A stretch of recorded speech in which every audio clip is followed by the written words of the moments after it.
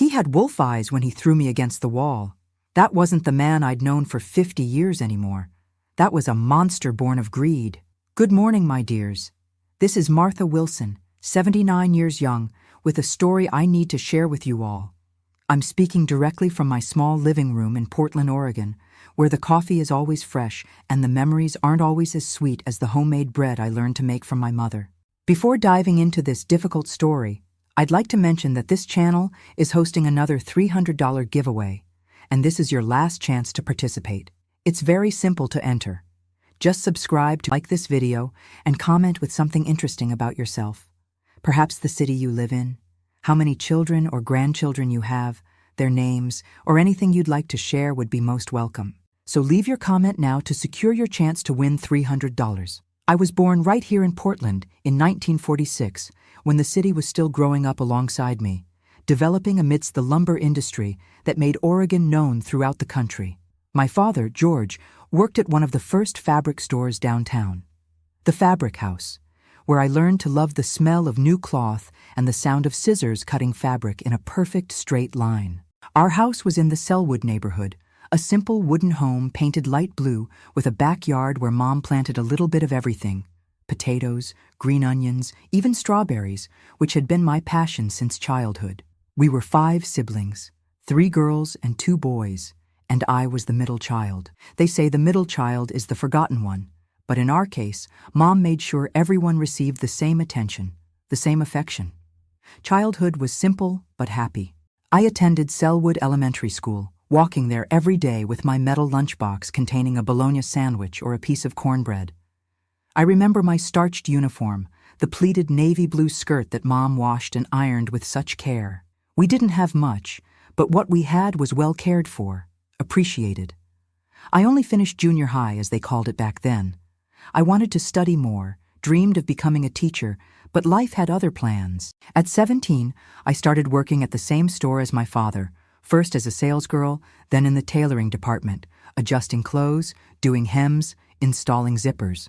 My hands were always skilled. That's a gift God gave me. It was there, at the Fabric House, that I met Julian. He was 22, with black hair combed with brilliantine, working in the store's administration. When he came into the showroom to deliver a message or check inventory, all the girls would get excited. He was handsome, had a way of speaking that impressed people, used words we didn't know. Our first date was at the 4th of July celebration at the local church. I was with my friends, all dressed up in colorful dresses, ribbons in our hair, excited about the square dance that was about to begin. Julian arrived, wearing that gray suit of his, even though it was a summer celebration. He was always vain, always wanted to show he was different from the other young men. "Would you do me the honor of this dance, miss?" he asked, extending his hand to me, completely ignoring my friends who were giggling nervously.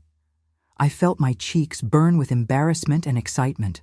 It was the first time a young man had asked me to dance at a party, especially someone like him. Our courtship began that night and followed the rhythm of those times, proper, supervised, with strict curfews. Julian would pick me up on Sundays for church, then we'd walk in the park. Sometimes we'd go to the Laurelhurst Theater, always accompanied by my younger sister, whom Mom sent as our chaperone. He treated me like a princess back then. He'd bring small flowers he picked along the way, save the last piece of chocolate for me, write me little notes that I hid in my Bible. I didn't see the signs, of course. When you're young and in love, you don't notice the red flags that life raises along the path. The first flag came when we discussed my job. We had been engaged for 3 months, planning the wedding, when he said, as if it were nothing, "After we get married, you'll stop working, of course." It wasn't a question. It was a statement. I was surprised because I liked my job, felt useful, liked having my own money, little as it was. "But I enjoy working at the store," I replied, confused. His face changed in an instant. It wasn't anger. It was something worse. Disappointment, as if I had failed some important test. "Martha," he said, using my full name as he did when he was serious, "my wife doesn't need to work. What kind of man will others think I am if I let my wife serve in shops? My role is to support the household." I swallowed hard, felt a lump in my throat.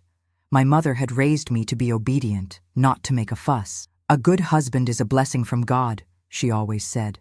"When you find one, hold on tight." "I'm sorry," I murmured, lowering my eyes. "You're right." The smile immediately returned to his face, his large hand stroking my hair as if I were a child or a pet that had done the right thing. "My smart Martha. You'll see. You'll be much happier taking care of our home, our children."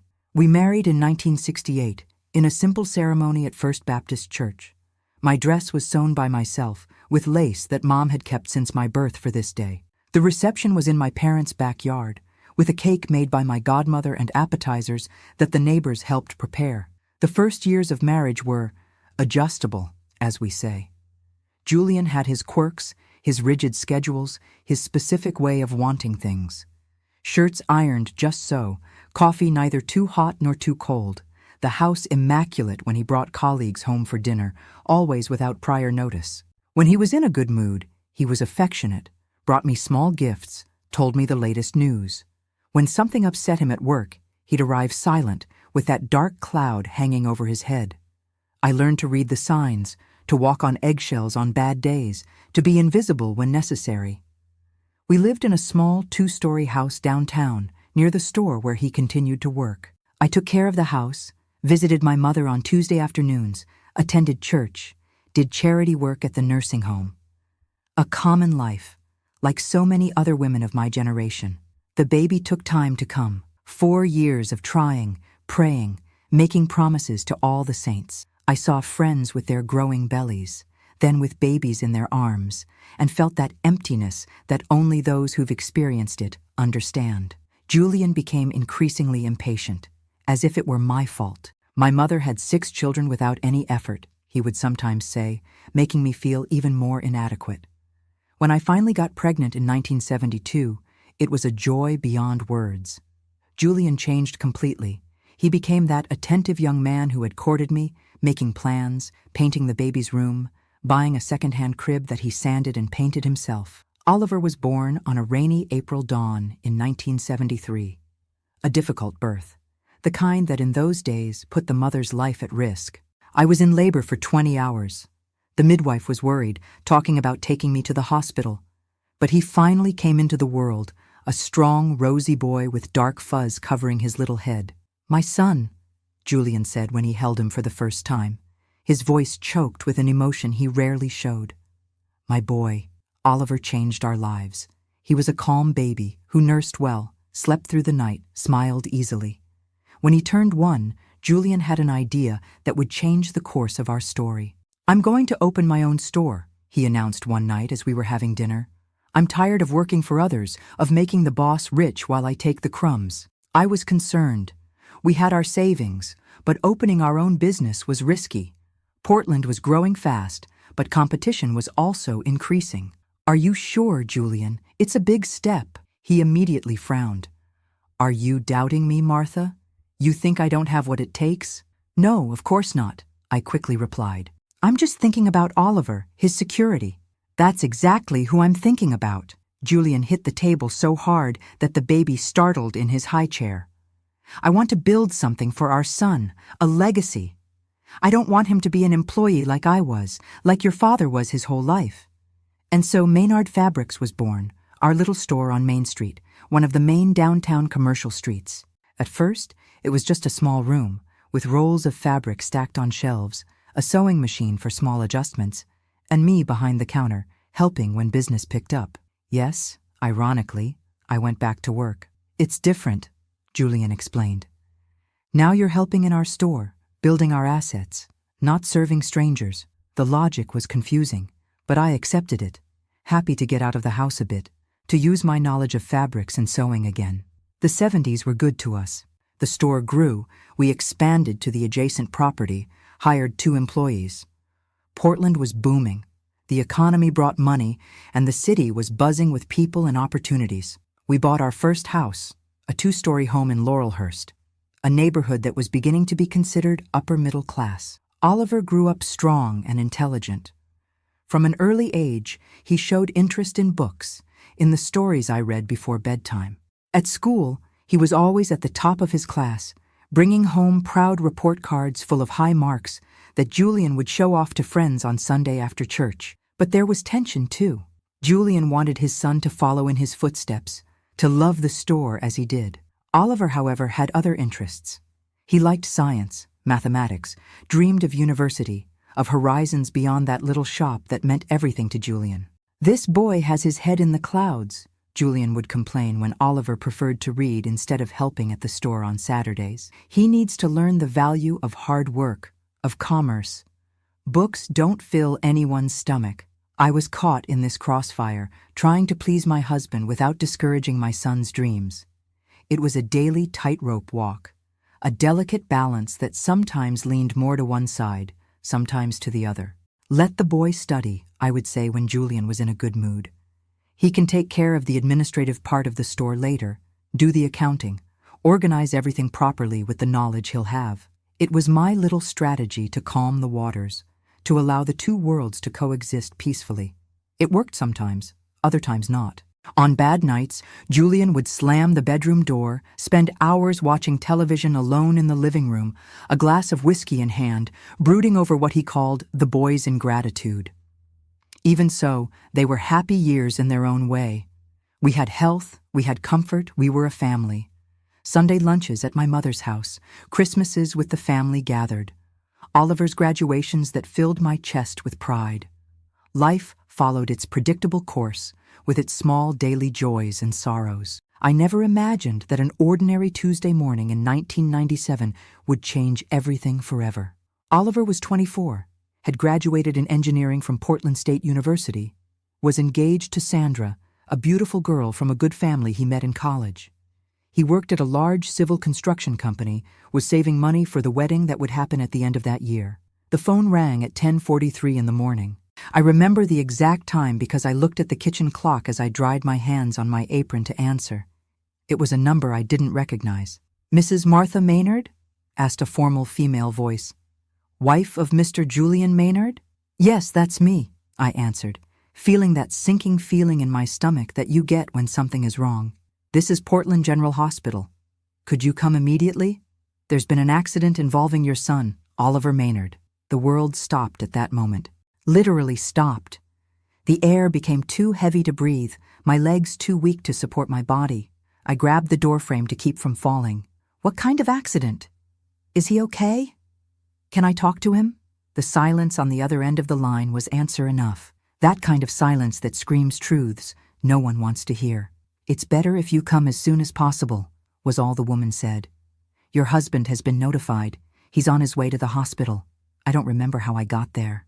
I know a neighbor drove me, that she was saying things to calm me down, that all I could do was pray. "Hail Mary, full of grace, the Lord is with thee." Repeating the same words, like a mantra that could change what I already knew in the depths of my heart. Oliver had suffered an accident at the construction site where he was supervising a project. A poorly placed beam, a scaffolding that gave way, a fall of almost 50 feet. Instantaneous death, the doctor said later, as if it were some consolation, knowing that my son, my only son, didn't suffer in his final moments.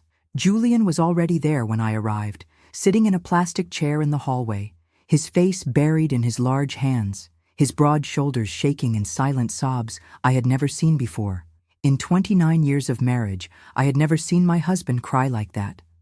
I approached slowly, like someone approaching a wounded animal, and touched his shoulder. He raised his face, eyes red, swollen, the lost look of someone who doesn't recognize the world around them. "Martha," he said simply, his voice breaking on the second syllable. And then he hugged me tightly, as if I were a lifeline in the middle of a stormy sea. We stayed like that, embracing in a hospital corridor, two middle-aged people crying over the loss that no parent should face. A nurse approached after some time, asked if we wanted to see the body. I nodded, knowing that image would stay with me for the rest of my days. His face was serene, almost as if he were sleeping. They had cleaned the blood, closed his eyes, crossed his hands over his chest. He looked like my boy, and at the same time a stranger, an empty shell of what was once my son. I ran my hand through his dark hair, still soft like when he was a child, and silently promised that somehow I would survive this pain. For him, for his memory. Julian remained at the door, unable to approach, unable to touch his son, who no longer breathed. I saw something break inside him at that moment, something that would never be fixed. The wake, the funeral, the days that followed. It all seems like a blur in my memory. The constant visits, the plates of food that kind neighbors would leave, the hugs, the words of consolation that went in one ear and out the other without making any sense. How do you keep living after burying a child? How do you wake up in the morning? How do you breathe? How do you put one foot in front of the other and continue existing in a world where your child no longer exists? These are questions I carry to this day, questions that perhaps will never have answers. Julian and I dealt with grief in different ways.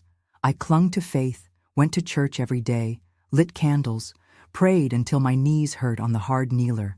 He withdrew, stopped going to the store, spent entire days in what had been Oliver's room, looking at photo albums, holding his son's graduation gown as if he could extract from it some remnant of life. Sandra, Oliver's fiancée, would come to visit us occasionally.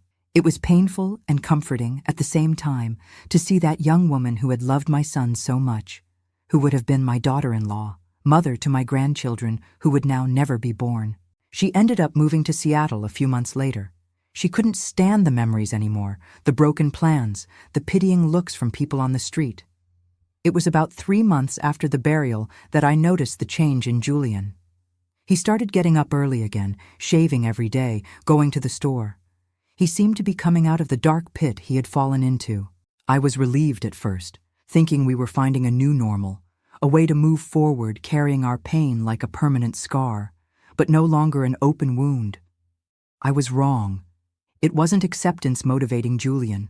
It was something much darker, which I only discovered that August night when he returned from the store later than usual, smelling of whiskey and with a strange gleam in his eyes. "We need to talk, Martha," he said, sitting at the kitchen table while I finished washing the dinner dishes he had barely touched. "About the future of the store." I dried my hands on my apron, confused. "What about the store, Julian?" "It's all we have," he replied, his voice low, intense. "Everything we built in life. It was supposed to be Oliver's one day, was supposed to stay in the family." I nodded, feeling tears return to my eyes at the mention of my son's name. "I know. But now we have no one to leave it to," he completed, banging his fist on the table. "No one to continue the Maynard name, no one to inherit what I built with so much sacrifice." "We could sell it later when we're older," I suggested, not understanding where he was going with this. "Or donate to some charity, in Oliver's name." He laughed, a bitter sound, without humor. "Sell? Donate? Have you gone crazy, woman? That store is my life, my blood, my sweat.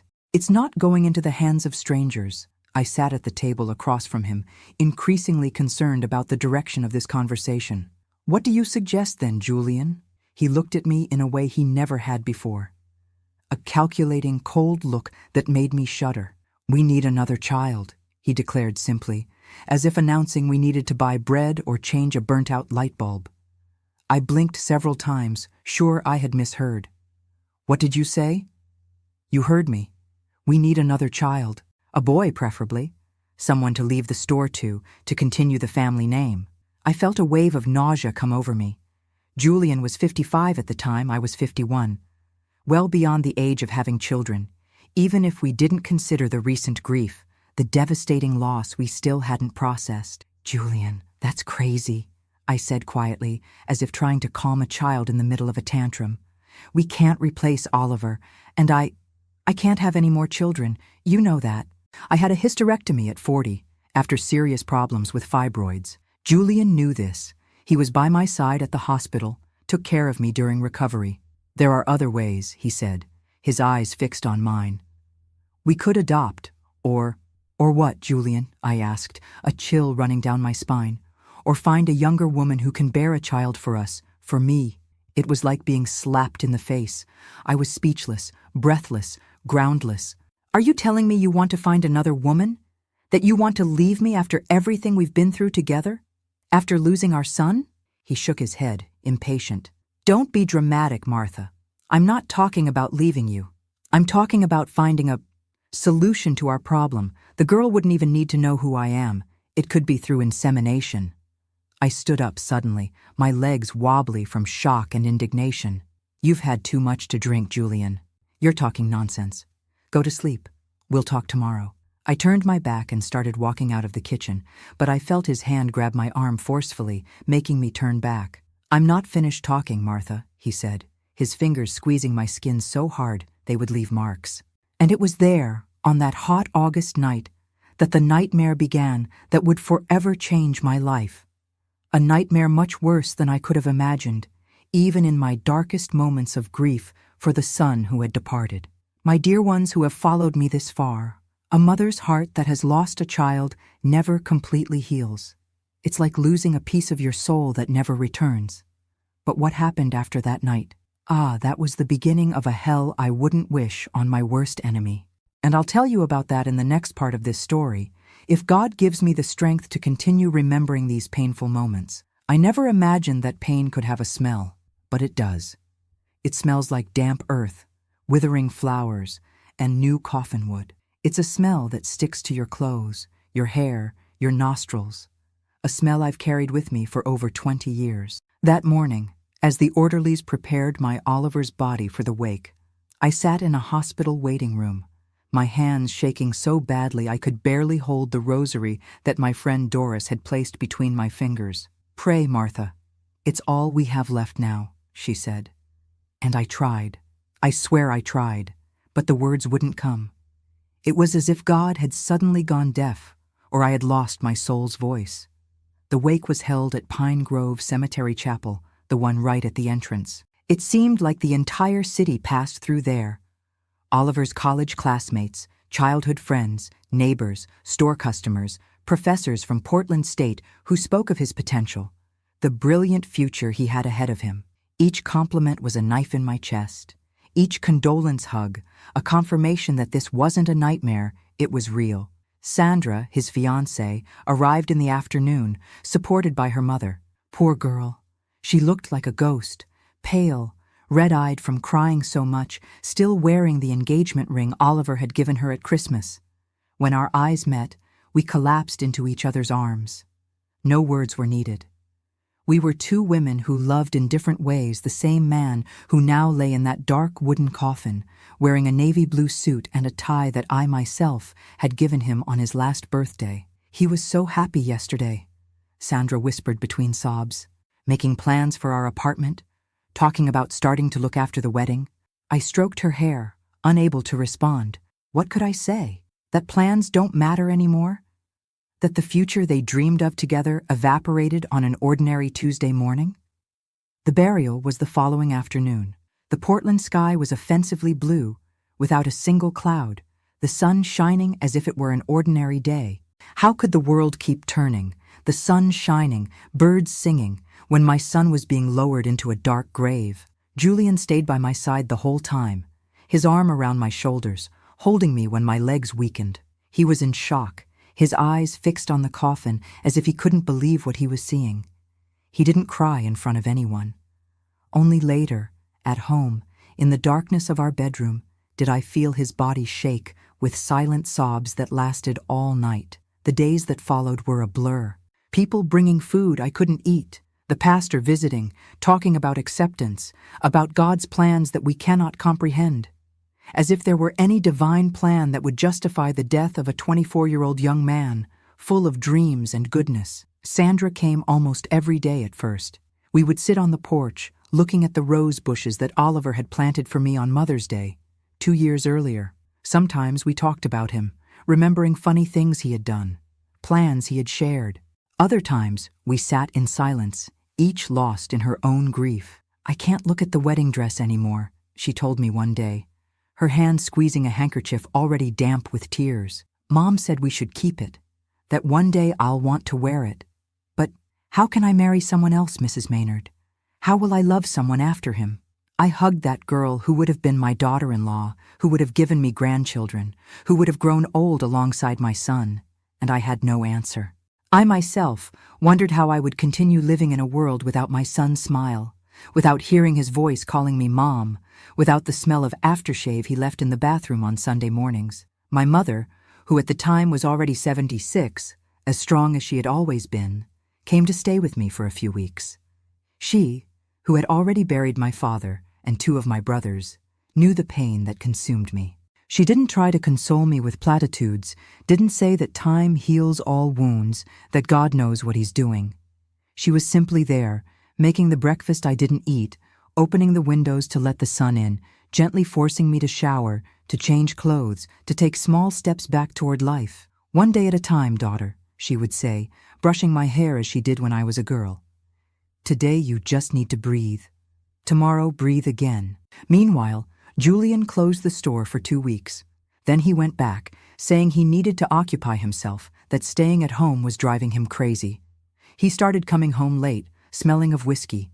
He wasn't a drinker before, maybe a beer on Sunday with the barbecue. Nothing more. Now the bottle of whiskey in the kitchen cabinet emptied quickly. "You need to stop this," I said one night, when he stumbled to bed, so drunk he could barely take off his shoes. "This won't bring Oliver back." He looked at me with bloodshot eyes, his face contorted in an expression that mixed anger and pain. "Nothing will bring him back, Martha. Nothing. So let me forget in whatever way I can." How could I argue with that? I myself wanted to forget, if only for a few hours. Forget the coffin descending into the earth, my boy's pale face, dreams destroyed in an instant. 2 months after the burial, Sandra came to say goodbye. She had secured a transfer at the company where she worked, was going to the Seattle branch. "I can't stay here anymore, Mrs. Maynard," she explained, her eyes downcast as if she felt ashamed. "Everything reminds me of him. The university, the mall where we used to go, even the bus stop where he used to wait for me. It's like every corner of Portland holds a memory that now hurts too much." I understood perfectly. Part of me envied the possibility she had to start over somewhere else, away from the memories. I didn't have that option. My life, my home, my husband, everything was there, intertwined with memories of my son. In the 3rd month, Julian started talking about the store. Obsessively. It was as if that small fabric business had become the only thread connecting him to sanity. "I worked 30 years building this," he would repeat, sometimes in the middle of dinner without the subject having come up. 30 years, Martha. Who will it go to now? To whom?" "We can think about that later," I would respond, trying to calm him. "We still have time. Maybe some nephew will be interested, when they're older." He would shake his head, dissatisfied. "It's not the same thing. I wanted a son there. Someone with our blood, our name."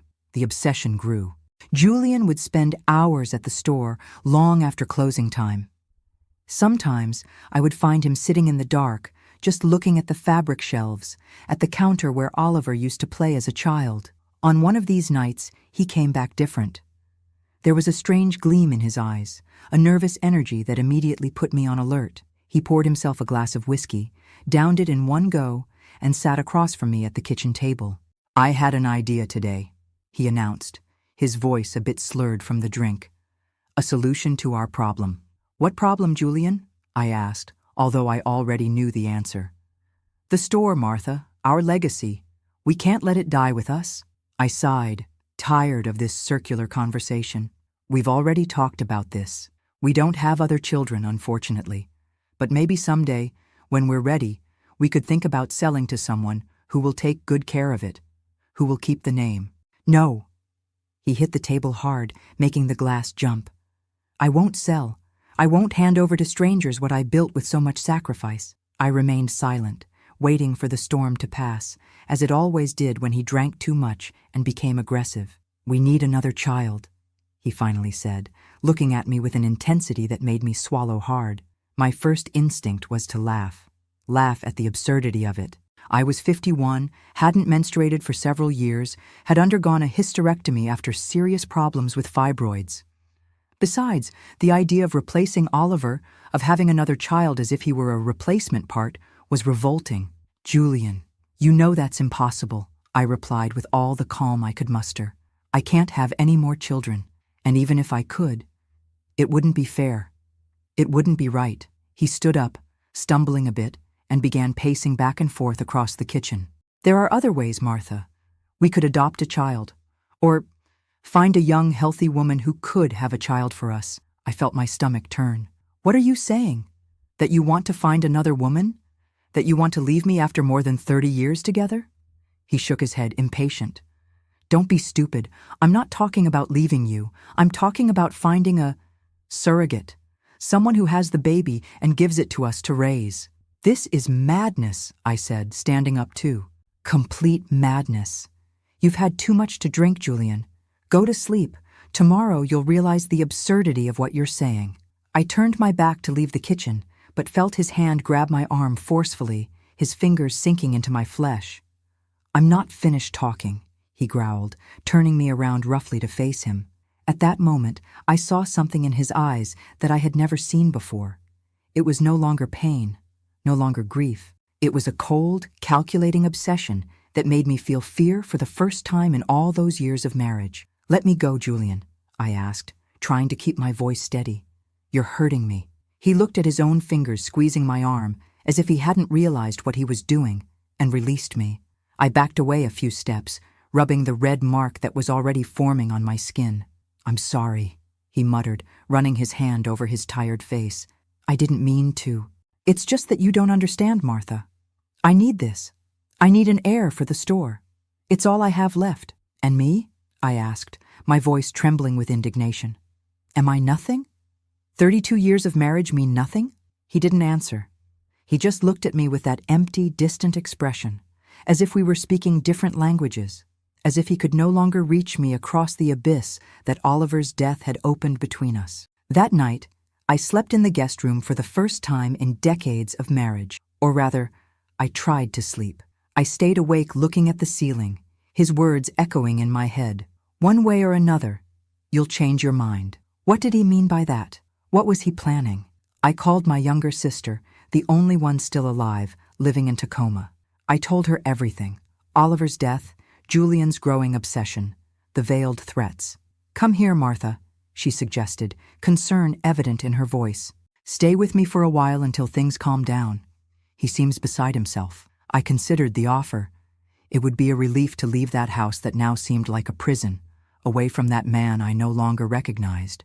But something was holding me back. Perhaps a misplaced sense of duty, of loyalty to a marriage of so many decades, or perhaps just the deep exhaustion that grief had installed in my bones, making the idea of any movement, any change, too exhausting to contemplate. I'll be fine, I replied, not believing my own words. He's just suffering. It will pass. My sister didn't insist, but made me promise I would call every day, that I would maintain constant contact. Anything strange, you call me. No matter what time. When Julian returned that night, he was calmer, almost normal. He asked about my day, commented on the weather, as if the explosion of the night before had never happened. He didn't mention children, adoption, clinics. I felt a cautious relief, hopeful that perhaps, just perhaps, he had given up on that absurd idea. Days passed, turning into weeks. Life seemed to resume an almost normal rhythm. Julian would go to the store, I would take care of the house, visit my friend Doris on Wednesdays, go to church on Sundays. We talked little about Oliver. His name was a wound that still bled too much to be constantly touched. The only unusual thing was that Julian started bringing me gifts. Small things at first. Chocolates I liked, a plant for the porch, a cookbook. Then bigger things. A new set of pots and pans. A dress he saw in a shop window. An imported perfume. Gifts that would have pleased me before, but that now received a mechanical, suspicious thank you. One day, he arrived with a jewelry box. Inside, a pair of pearl earrings with small diamonds around them. They're beautiful, I said, genuinely surprised. But what's the occasion? He smiled, a smile that didn't reach his eyes. Do I need an occasion to please my wife? Something in his tone, in the way he said, my wife, left me uneasy. There was a possessiveness there, an intention I couldn't completely decipher. At night, when he lay down beside me, I had returned to the master bedroom after weeks in the guest room. I realized he had been drinking. Not much, just enough to loosen his tongue, to lower his guard. You look so beautiful today, Martha, he murmured, running his hand over my face in a way he hadn't done in a long time. Still so young. I'm 51, Julian, I replied, uncomfortable with the direction of that conversation. I'm far from young. But you're still an attractive woman, he insisted, his hand now moving down my neck, my shoulder. A desirable woman. That's when I understood. The gifts, the compliments, the sudden display of affection. They weren't gestures from a repentant husband for the harsh words. They were part of a plan. His plan to make me change my mind. I'm tired, Julian, I said, turning to my side with my back to him. It was a long day. I felt his hand pause in the air, hesitant. Then a frustrated sigh. You're always tired lately, aren't you? Always have an excuse. I didn't answer. I pretended to sleep, my eyes open in the dark, my heart beating fast in my chest. The understanding of what he was trying to do, win me back, seduce me, then propose again the idea of another child, left me disgusted, outraged, as if our relationship, our marriage of so many years, could be reduced to a transaction, a negotiation where my body was just a bargaining chip. The next morning, he left early as always, but not before hugging me from behind as I prepared coffee, his hands trying to find their way inside my nightgown. Julian. No, I said firmly, moving away. This isn't the time. When will it be the time then? He asked, frustration evident in his voice. It's been months, Martha. Months. We're in mourning, I replied simply. Our son died. And life goes on, he retorted, grabbing his coffee cup with unnecessary force. We can't stop living. I didn't respond. There was no response to give.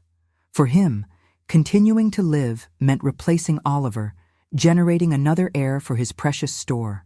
For me, it meant just breathing day after day, carrying the pain as a constant companion, learning to live with the emptiness that would never be filled.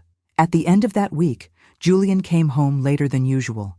He was agitated, his eyes shining with that same feverish energy that had immediately put me on alert before. I have a surprise, he announced, sitting beside me on the couch where I was watching the evening news. I booked a weekend for the two of us, at a lodge in Cannon Beach, to celebrate our wedding anniversary. Our anniversary was still 2 months away, but I didn't mention that. I just looked at him, trying to decipher what was behind those eyes I once knew so well. I don't know if I'm ready for a trip, Julian, I responded cautiously. I still feel fragile. That's exactly why we need to go, he insisted, taking my hands in his. To reconnect, Martha.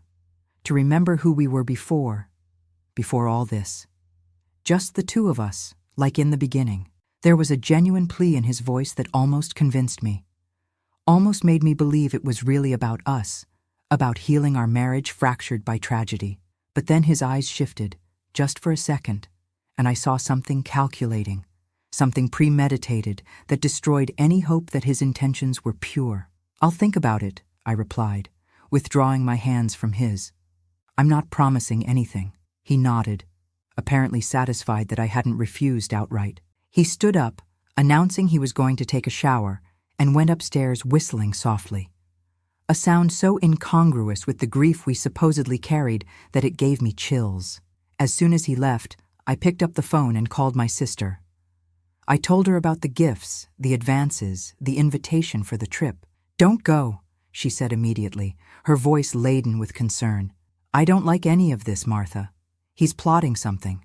I think so too, I agreed, speaking softly so Julian couldn't hear me from upstairs. I think he's still obsessed with the idea of another child. But that's crazy. You're 51. You can't get pregnant anymore. He knows that. I think he's trying to convince me to accept the idea of a surrogate, or adoption, or whatever. My sister was silent for a moment. When she spoke again, her voice was serious, measured. Martha, listen. You need to get out of there. Come to Tacoma. Stay with me for a while. This man is not in his right mind. Once again, I considered the offer. Once again, something prevented me from accepting. A mixture of fear of the unknown, of guilt for abandoning a marriage of so many years, and perhaps more frightening, a morbid curiosity about how far Julian would go with this obsession. I'll be fine, I repeated, the same empty words as before. I just need to be firm, make it clear that I won't give in. If you change your mind, at any time, call me. I'll come get you personally. I thanked her and hung up, my heart heavy with dark presentiments I couldn't completely name. Something was about to happen, something that would change the course of my life forever. I could feel it in the air, in the way the house seemed to whisper warnings I couldn't fully understand. That night, lying beside Julian, I pretended to sleep again as he snored softly. I looked at the dark ceiling, the shadows dancing on the walls, and wondered how we had gotten here, how the young love we once felt, the promises exchanged at the altar, the life built side by side for more than 30 years, had transformed into this nightmare of manipulation and fear. And more importantly, I wondered how I would escape if things got worse, where I would go, what I would do, how I would rebuild my life at 51, widowed of a son, with a husband I no longer recognized, questions that would remain unanswered that night, but that fate would take charge of answering in the cruelest way possible in the days to come. Those who see these wrinkled hands of mine today can't imagine the strength they've had to have. Hands that rocked a child, that sewed dreams in fabric scraps, and that one day had to fight for their own survival. Everything began to change on that Thursday, almost 5 months after we buried Oliver. I woke up with Julian watching me. It wasn't a look of affection. It was something calculating, like a chess player planning his next move. I pretended not to notice, got up and headed to the kitchen as I did every morning.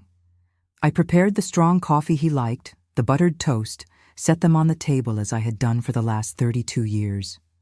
Routine in those days was the only thing keeping me functioning.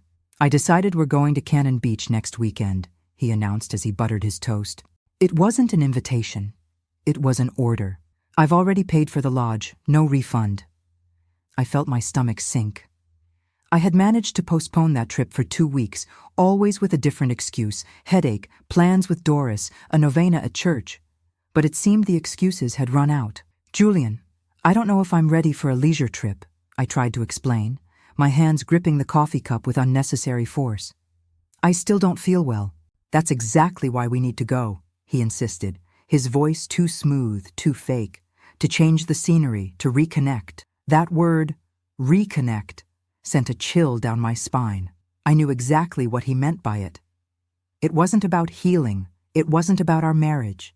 It was about that sick obsession with a new air, which continued to grow like a tumor inside him. Julian, please, I tried one last time. Let's wait a little longer. Maybe on our wedding anniversary, 2 months from now. No! He hit the table so hard that the coffee cup jumped, spilling the dark liquid on the white tablecloth. Enough waiting, Martha. We've been in this limbo for months. I want my wife back. I want my life back. I remained silent, shocked by the sudden outburst. His eyes, bloodshot, fixed on mine, contained something that went beyond anger. It was a feverish desperation, a need that bordered on madness. All right, I finally gave in, more out of fear than willingness. We'll go this weekend. The smile that spread across his face was disturbing. It wasn't genuine joy. It was satisfaction at having won, at having managed to bend my resistance. It'll be good for us, you'll see, he said, getting up and giving a kiss on the top of my head, as if I were a child who had finally behaved well. As soon as he left for the store, I called my sister. My hands were shaking so badly I could barely hold the phone. He's insisting on this trip, Lucy, I explained, my voice almost failing. He's already paid, said there's no way to cancel. I have to go. I don't like this at all, Martha. Her concern was palpable, even through the phone line. Something's wrong here. Why this sudden obsession with a trip? I think he wants to, try to convince me about that idea of another child, I confessed, lowering my voice as if the walls could hear. He thinks that if we can be together again, I'll soften, I'll accept. Martha. Her voice became even more serious. You need to be clear with him. Tell him it's not going to happen, that there's no possibility. I've tried, Lucy. He doesn't listen. It's like there's a wall between us, like he can't hear me anymore. After hanging up, I sat in the kitchen chair and cried. I cried for the son I had lost, for the husband I no longer recognized, for the life that had been shattered on an ordinary Tuesday morning. It was as if I were mourning two people, Oliver, who had departed forever, and Julian, who was still physically present, but whose soul seemed to have been replaced by something cold and calculating that I didn't know. The days leading up to the trip were a test of nerves. Julian went back to being attentive, almost exaggeratedly so. He would come home with flowers, ask about my day, call from the store just to say he was thinking of me. If I didn't know the reason behind that sudden kindness, I would have been moved. On Friday, we left for Cannon Beach early. The car journey was silent, with Julian concentrated on the road and me looking out the window, watching the landscape change, the farms of Oregon giving way to more open fields, the vast sky stretching above us like a silent threat. The lodge was beautiful, I had to admit. Small, cozy, with rooms that faced a well-maintained garden. Ours was at the end of a stone corridor, away from the others. For more privacy, Julian explained, with a smile that was intended to be charming, but only left me more apprehensive. I spent the afternoon avoiding being alone with him. I suggested we explore the town, visit the beach the next day, anything that would keep us in public spaces, away from the forced intimacy he so desired. We dined at a restaurant near the lodge. Julian ordered wine, insisted that I drink too. To relax, he said, filling my glass for the third time. I took only small sips, pretending to enjoy it more than I actually was drinking. Something told me to keep a clear head, alert senses. When we returned to the room, he went to take a shower. I heard the shower running and took the opportunity to call Lucy, just to let her know we had arrived safely. But Julian's cell phone, which he had left charging on the bedside table, rang. Reflexively, I looked at the screen. Dr. Marcus, Fertility Clinic, flashed on the screen. My blood ran cold. Fertility? What was that about? I knew he had researched clinics, but I hadn't imagined he had gone so far as to consult doctors, make appointments. When he came out of the bathroom, wrapped in a towel, I tried to act normally, but he must have noticed something in my face, in the way I avoided looking directly at him. What's wrong, Martha? He asked, approaching the bed where I was sitting, pretending to read a lodge magazine. Nothing, I replied too quickly. Just tired from the trip. He looked at the cell phone on the bedside table, then at me. I realized the exact moment he understood what had happened. You saw. It wasn't a question. You saw the call. I didn't answer. There was nothing to say. He sat on the edge of the bed, the towel still wrapped around his waist, droplets of water running from his graying hair to his shoulders. I was going to tell you when we got back, he said, his voice too calm for my taste. I found a clinic that works with egg donation and surrogacy. The doctor said my sperm is still viable, despite my age. We can have a child, Martha, a boy preferably. To continue our name, to inherit the store. The way he spoke, so casual, so disconnected from reality, made me sick, as if we weren't talking about a life, a human being, but about an object, an insurance policy for his precious business. I won't do this, Julian, I said, each word measured, clear. I won't participate in this crazy plan. I won't help you order a child as if it were merchandise. He was silent for a few seconds, just looking at me. When he spoke again, his voice had a different tone, lower, colder. I don't need your permission, Martha, he said, getting up and heading toward the suitcase to get some clothes. It's already all arranged. The egg donor has already been selected, the woman who will carry the baby too. I just need to do my part now. I was so shocked that for a moment I couldn't respond. Had he planned all this behind my back? Had he made all these decisions without even consulting me? You've lost your mind, I finally said, my voice shaking with indignation. Completely lost your mind. You can't do this, Julian. You can't bring a child into the world like this, with this sick obsession. He put on a t-shirt and shorts, mechanical movements, as if we were having a perfectly normal conversation. It's just a commercial arrangement, Martha, he explained, as if speaking to a particularly slow child. The woman needs money. We need a child. Everyone wins. We need a child? I repeated, my voice rising in volume. Don't include me in this madness, Julian. I don't want another child. I don't want to raise a baby at 51. And mainly, I don't want to participate in this immoral scheme you've concocted. He turned to me then, and there was something in his eyes that I had never seen before. Something cold, calculating, almost inhuman. Yes, you will, Martha, he said, his voice low and controlled.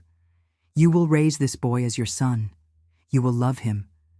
You will support this decision. You know why? I remained silent, my heart beating so hard I thought he might hear it. Because if you don't do this, I'll leave you with nothing, he continued, approaching the bed again.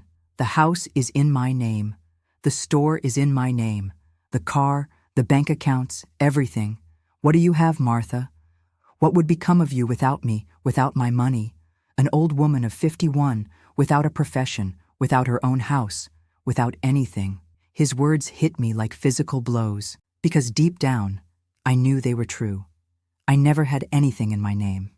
I had abandoned my job when we got married because he insisted.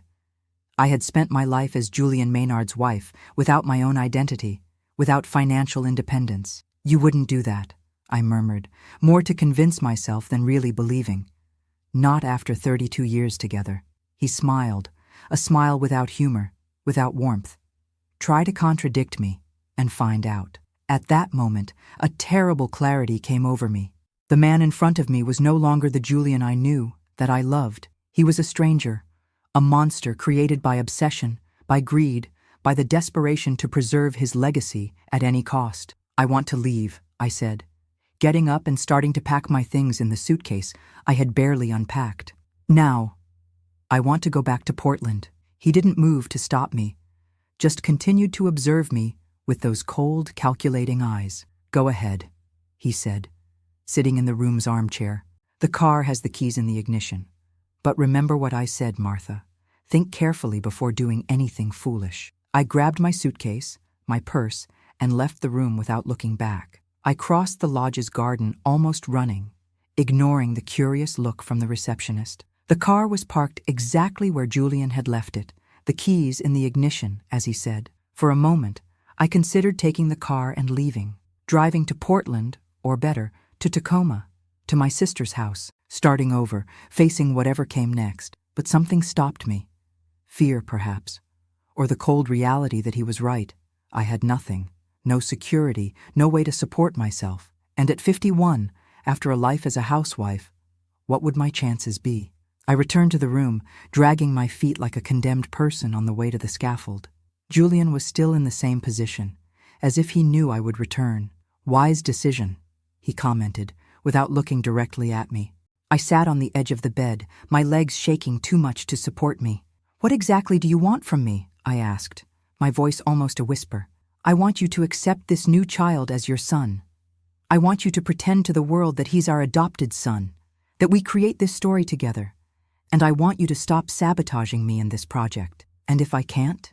The tears I had held back until then finally overflowed. What if I can't pretend, Julian?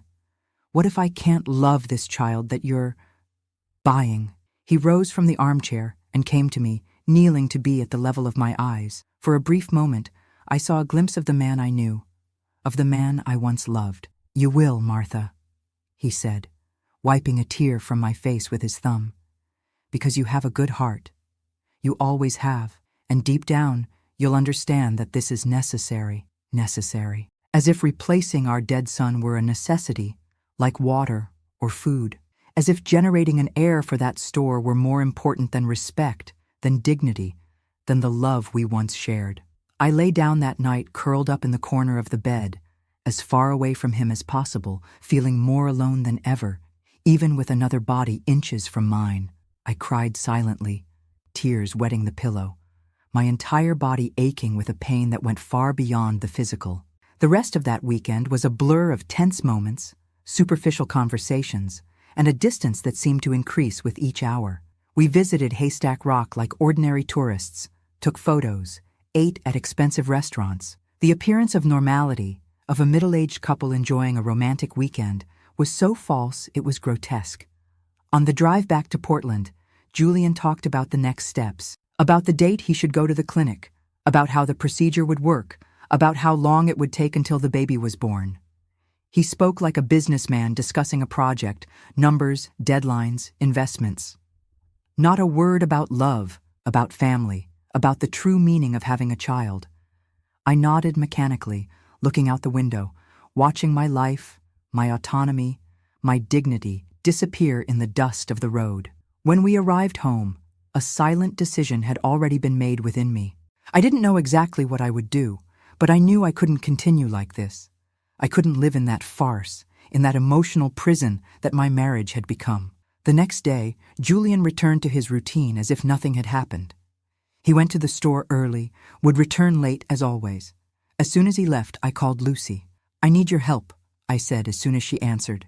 Without preamble, without greetings. "Things are worse than we thought." I told her everything. The fertility clinic, Julian's plan, the veiled threats about leaving me with nothing.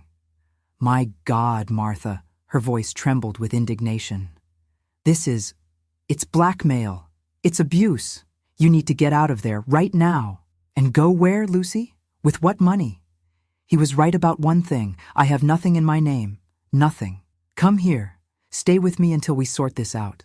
We can find a lawyer, see what your rights are." The idea of confronting Julian in a courtroom, of exposing our private life, our distorted grief, terrified me. But what was the alternative? "I'll think about it," I replied, without committing. "I need to organize some things first, see what I can do." After I hung up, I sat at the kitchen table, looking at the yellow walls I had chosen so many years ago, at the cabinets Julian had installed with his own hands, at the small details that made that house our home. And I thought about how everything had changed, how that place that had been my refuge had transformed into a prison. The days that followed were a strange limbo. Julian was satisfied, thinking he had won, that I had accepted his crazy plan. I pretended to agree, while secretly trying to find a way out, a way to regain control over my own life. I started researching when he wasn't home, about my rights as a wife, about separation, about alimony. The information I found wasn't encouraging. Yes, theoretically, I would be entitled to half the assets acquired during the marriage. But in practice, with everything in his name, with the possibility of him hiding assets, of claiming the store predated the marriage. A week after the trip, Julian came home more agitated than usual, his eyes shining with that same feverish energy I had seen before. "It's set," he announced, throwing his jacket over the sofa. "Next Tuesday. The clinic is all prepared. The egg donor has already started treatment." I felt a knot in my stomach, the reality of the situation hitting me with renewed force. It wasn't just a crazy idea, a passing obsession. It was really happening. He was really going to go through with that plan, with or without my approval. "Julian," I tried one last time, gathering all the courage I still had left. "Please, think carefully. This isn't right. This isn't how you bring a child into the world." He looked at me with impatience, as if I were a stubborn child disrupting his important plans. "We've already discussed this, Martha. The decision is made. You can participate and continue to be my wife, or you can oppose and face the consequences." The threat was there, crystal clear, even if not explicitly stated. I swallowed hard, nodding mechanically, while inside me something broke. The last hope that the man I loved still existed somewhere inside that stranger my husband had become. In the days leading up to the appointment, Julian was strangely happy. He hummed around the house, brought small gifts, talked about plans for the future, a future that included that yet-to-be-conceived child, that heir so desired for his precious store. I, on the other hand, sank deeper and deeper into a well of silent desperation. I couldn't eat, couldn't sleep. I spent hours looking at photos of Oliver, silently asking forgiveness for not having been able to protect his memory, for being about to participate in that grotesque farce his father had orchestrated. The night before the appointment, Julian came home from the store later than usual. I immediately noticed that something was different. There was a strong smell of alcohol emanating from him. His eyes were red, his walk slightly staggering. "Celebrating in advance?" I asked, unable to hide the bitterness in my voice. He smiled, a crooked, drunken smile. "Why not? It's a big day, Martha. The day we start over. The day we ensure the Maynard name will continue." I went to the kitchen, trying to escape that conversation, that suffocating proximity. But he followed me, sitting heavily in a chair while I pretended to busy myself washing dishes that were already clean. "You know what I thought today?" he began, his voice slurred by alcohol. "I thought that maybe it was better this way, better that Oliver is gone." I turned abruptly, wet hands, heart beating so hard it seemed to want to come out through my mouth. "What did you say?" He shrugged, pouring himself another glass of whiskey he had brought from the living room. He was never interested in the store. You know that. always with his head in books, in studies, in that engineering. He would have sold everything at the first opportunity after I died. I couldn't believe what I was hearing. It was as if a stranger were sitting in my kitchen, using my husband's face, saying things Julian would never say. "How can you talk like that?" I whispered, tears blurring my vision. "How can you talk like that about your own son?"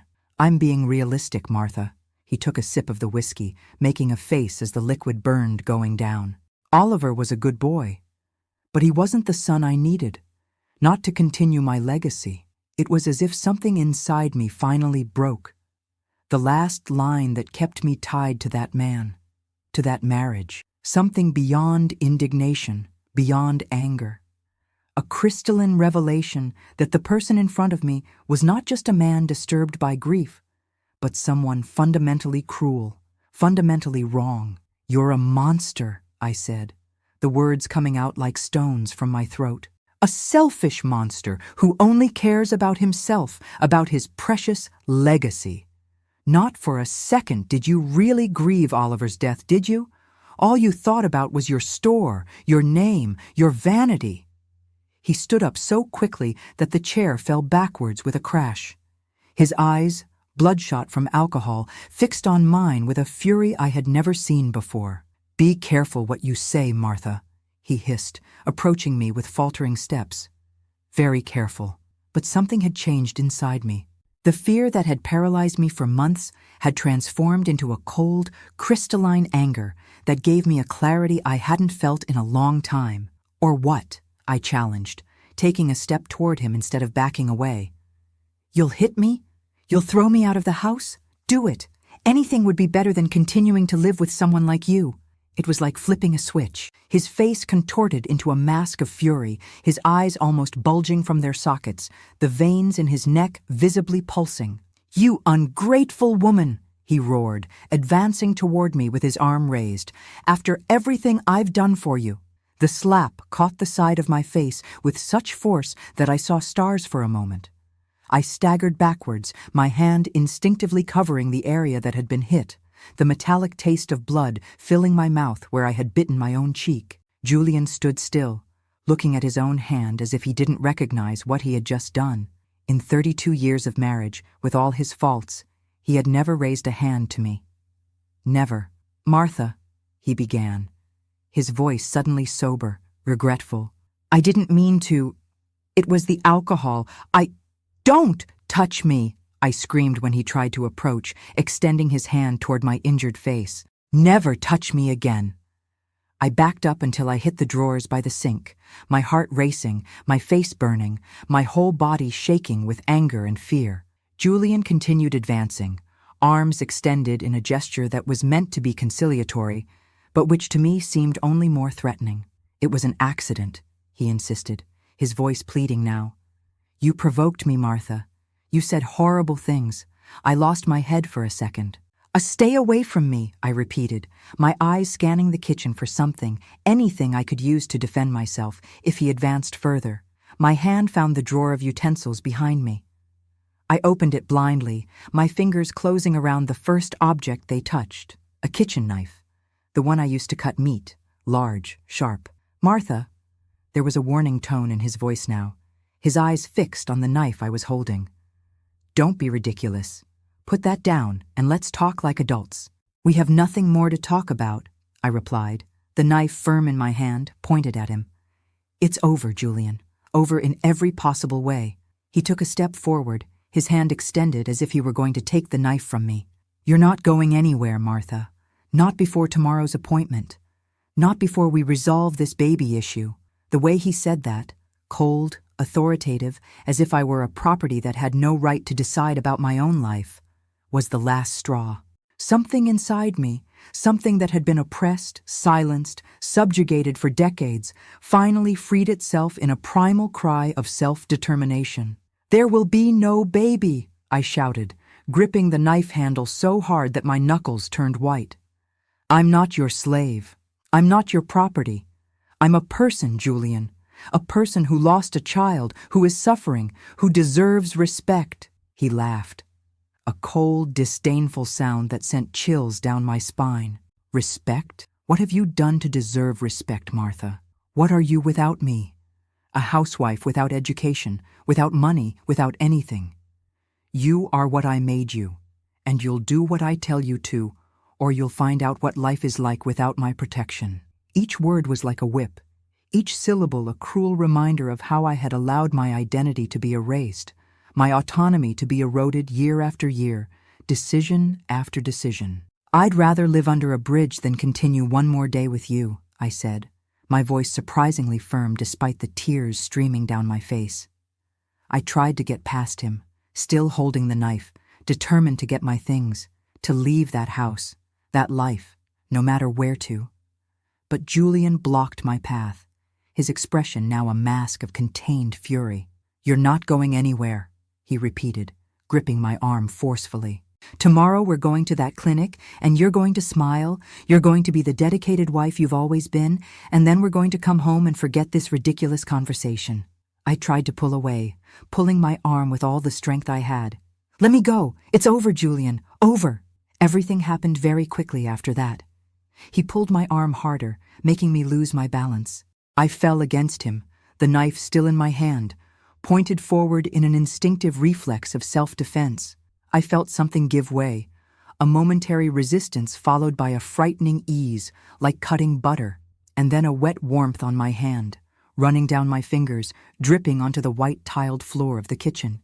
Julian looked at me with wide eyes of surprise. He lowered his eyes to his own abdomen, where the knife had penetrated to the handle, and then back to me, a silent question on his lips that were beginning to turn pale. "Martha?" he murmured, his voice suddenly weak, confused, like that of a child waking from a nightmare. And then he fell, first to his knees, then to his side, his hand still clutching the knife handle as if he could prevent what had already happened, as if he could reverse the moment when our lives had changed forever, once again. Blood has a different color when it comes from someone you've loved for more than 3 decades. It's not red like in the movies. It's darker, almost black under the dim light of the kitchen. And the smell, metallic, strong, impossible to forget, even after so many years. I stood paralyzed, watching Julian on the floor, his breathing increasingly weak, the blood spreading around him like a macabre halo. Time stopped at that instant, as if the kitchen clock had frozen its hands. "Help me, Martha," he whispered, his voice weak, his eyes pleading, so different from the cold, calculating eyes of minutes before. "Please," my instincts took over. I grabbed the phone, dialed the emergency number with trembling fingers, staining the white device red. "My husband. An accident. There's a knife." I could barely form complete sentences. 2473 Oak Street, Laurelhurst. "Please, come quickly." I returned to Julian, kneeling beside him, not caring about the blood soaking my skirt. I held his hand, that same hand that minutes before had struck me, had threatened me. Now it was just the hand of a dying man, cold, trembling, seeking one last human contact. "Hold on," I said through tears, the anger of moments ago transformed into pure terror. "The ambulance is coming," his eyes, clouded by pain and shock, fixed on mine. "The store," he murmured, and even there, on the verge of death, his obsession persisted. "Promise you'll take care of the store." It was the last thing he said before closing his eyes. His hand, which squeezed mine with desperation, suddenly relaxed. His breathing, previously noisy and labored, ceased. When the ambulance arrived, 15 minutes later, Julian Maynard had already departed this world, taken by a kitchen knife and by the obsession that consumed him until his last breath. The paramedics attempted resuscitation, but it was too late. The police arrived soon after. I was taken to the station, still in shock, my hands and clothes stained with the blood of the man who, for more than 30 years, had been my husband. "It was an accident," I repeated several times during the interrogation. "He was assaulting me.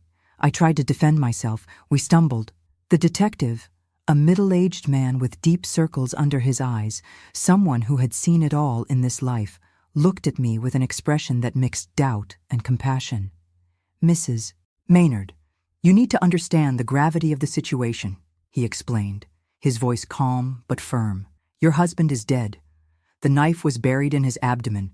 We need to investigate what really happened." I was detained preventively. For the first time in my life, at 51, I spent a night in jail. A small, damp cell, with a thin mattress on a concrete bed. I sat there, hugging my knees, looking at the peeling wall, trying to process how my life had turned into a nightmare in a matter of hours. The next morning, my sister Lucy arrived. She had traveled all night from Tacoma as soon as she heard what happened. She paid the bail, hired a lawyer, took me to her house. "We'll resolve this, Martha," she promised, holding my trembling hands as she drove. "You acted in self-defense. Anyone can see that." But I knew it wasn't that simple. Society judges harshly a woman who kills her husband, even in self-defense. And what would I say? That he wanted to force me to accept a baby that would be generated by another woman? That he was obsessed with the idea of replacing the son we lost? It sounded absurd even to me, who had lived through every minute of that nightmare. Julian's funeral was 3 days later. A small event, just the closest family, some friends, longtime customers of the store. I stayed at the back of the chapel, wearing a veil that covered my face, not so much for traditional mourning, but to hide from curious, judgmental looks. People whispered when I passed, "That's her, the woman who killed her husband. They say it was a fight over money." I heard he had a mistress. The rumors grew, distorted, increasingly far from the complex and painful truth. No one mentioned the years of control, the growing obsession with the store, the threats, the slap to the face. It was easier to create a simple story, a clear villain, than to understand the web of circumstances that led to that fatal night. The judicial process lasted almost a year. A year of hearings, testimonies, expert reports. A year in which my life was suspended, in which my every move was scrutinized, every word weighed. My lawyer, Mr. Davis, a patient man with gray hair and thick-framed glasses, built the defense around self-defense. Mrs. Maynard was being threatened, coerced, he argued in court. Her husband had physically assaulted her for the first time in 32 years of marriage. She feared for her life, reacted instinctively. It was a tragic accident, not a premeditated crime. The prosecution painted a different picture. A resentful wife, tired of a long marriage, wanting to get rid of her husband to inherit his estate. Mr. Julian Maynard was found with a knife in his abdomen, the prosecutor said, looking directly at me while speaking to the jury. A knife that the defendant admits she wielded. A knife that penetrated deep enough to cause fatal hemorrhaging. This is not an accident, ladies and gentlemen. It is homicide. The weeks in court dragged on, each day a new torture. I had to relive the worst moments of my life in public, expose the most intimate wounds to strangers who judged me without knowing the complete story. I spoke about Oliver's death, the change in Julian, the growing obsession with the store, the absurd plan to have another child. I spoke about the threats, the financial control, the isolation. I spoke about the slap, the knife, the fear I felt that night. Some people on the jury seemed moved, others skeptical. In our society, it's difficult to believe that a respected man, a known businessman, a father who lost his son, could transform into an abuser. It's easier to doubt the woman, question her motivations, her character. In the end, it was my sister Lucy's testimony that made the difference. She told about the desperate calls she received in the months prior. How I had reported the threats, the erratic behavior, the unhealthy obsession. How she had offered me shelter, begging me to leave that house before something worse happened. My sister was afraid, Lucy said, looking directly at the jurors. Not of being without money, not of losing status. She was afraid of her own husband, a man she no longer recognized, who had transformed into something frightening after the tragedy they experienced. The jury deliberated for 2 days. They were the longest 48 hours of my life. Sitting in the guest room of Lucy's house, I alternated between fervently praying and staring at the ceiling, going over every moment of that hellish year. When the verdict was read, I could barely breathe. In the case of the state versus Martha Maynard, this jury finds the defendant not guilty by reason of self-defense. Self-defense. 2 words that gave me back my freedom, but not peace. Because deep in my heart, I knew the story was more complicated. It wasn't just survival instinct that guided my hand that night. It was also anger, frustration, the accumulation of years of silent submission that finally overflowed. I left the courthouse as a woman free in the eyes of the law, but carrying a new kind of prison within me. The guilt, the remorse, the unanswered questions. And now, how to rebuild a life at 52, widowed, marked by a scandal, known in the city as the woman who killed her husband? Lucy insisted that I stay in Tacoma. "Start over here," she said. "Away from the memories, away from the stairs." But something pulled me back to Portland. Perhaps the need to face the ghosts, to not run from the past, or perhaps, ironically, the store. That same store that was the center of Julian's obsession, the trigger for everything that happened afterward. As a widow, I inherited everything. The house, the assets, and yes, Maynard Fabrics. The place he loved more than anything, that he was willing to create a child just to have someone to leave it to. Now it was mine. I returned to Portland 2 months after the trial.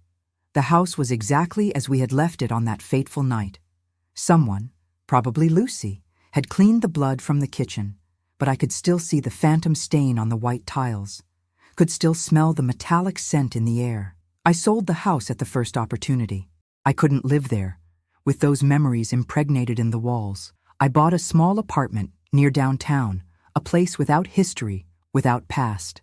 And then, in a gesture many considered madness, I reopened the store. Not out of greed, not out of financial necessity, but from a strange sense of duty, as if I needed to prove something, to Julian, to Oliver, to myself. Maynard Fabrics, the name remained the same, but everything else changed. I remodeled the space, hired young apprentices, created a small sewing school in the back for low-income women. I transformed that place that had been a symbol of obsession and tragedy into something positive, something that served the community. In the first few months, few customers appeared. The scandal was still fresh. People still whispered when I passed by. But gradually, the story was forgotten, replaced by other gossip, other dramas. Life moved on, as it always does. The years passed. The pain never completely disappeared. The loss of Oliver, the traumatic end of Julian, the emotional scars of the abuse I suffered. But I learned to live with it, to carry it as part of my story, not as something that completely defines me. The store prospered beyond what Julian ever imagined. It expanded to include a home decoration line, then personalized clothing.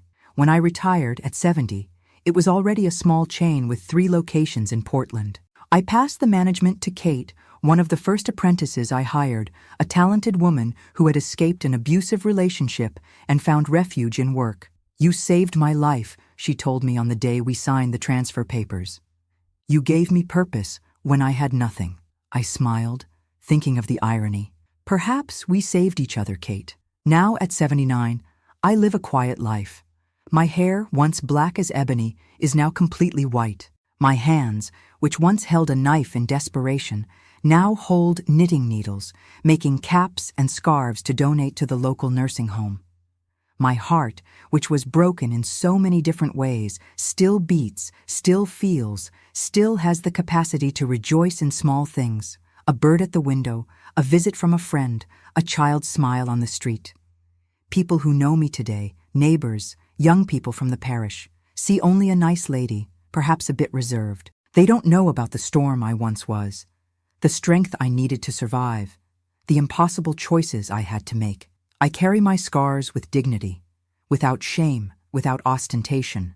They are part of who I am, silent witnesses to the fight I waged to recover my identity, my autonomy, my right to exist as a complete person, not as an extension of a man, not as a repository for others' dreams. If there's one lesson I've learned on this long journey, it's that it's never too late to start over. It's never too late to say no to oppression, to raise your voice against abuse, to demand respect. Even when it seems that all doors are closed, even when fear paralyzes, even when the whole world seems to conspire against you, there is always a path to liberation, even if it's through the deepest darkness. My dear ones who have followed me through this difficult journey, thank you for listening to my story. If you enjoyed this video, please subscribe to our channel, like this video, and leave a comment telling us something about yourself. perhaps the city you live in, how many children or grandchildren you have, or what touched you most about this story.